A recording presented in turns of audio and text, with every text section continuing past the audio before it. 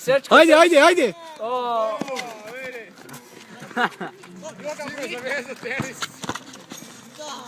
Evo ga, ide. A, Gol, gol. Srečko, di bi si ti prodao? A? Fenerbahče.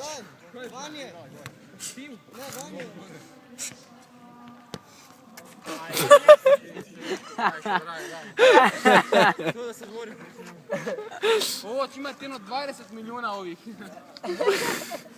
Kako ono napiši na YouTube majstor. Jesi sjećaš? Neki debil prođe jednog i zabije gol i majstore! Kog ne? Kuša ni jednog! Ovo mu odigrao!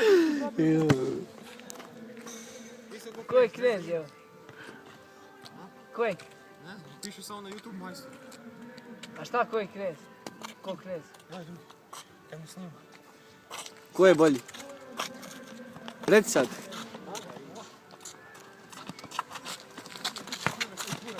Evo, što tu je? Naša? Jebo ti je.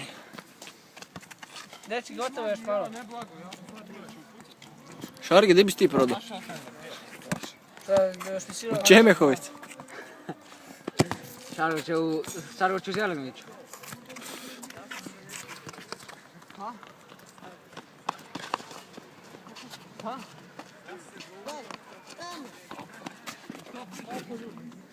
Napoj. Ovo su male da ti gledaš nogometa. Evo jebote, kakav hat-trick. Ovo odmah šaljem u Barcelonu, ej. Čekaj, evo, Žalac odi kam Barcelonine.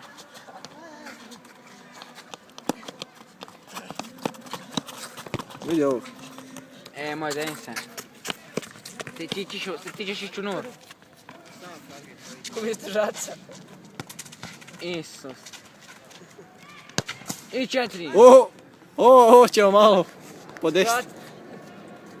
Malo ćemo povećati gol. Da gleda kada je ušla.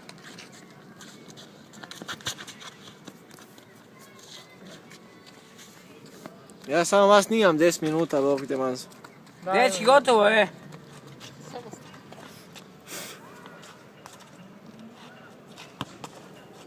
Opa! Šupčina. Žac! Šta je?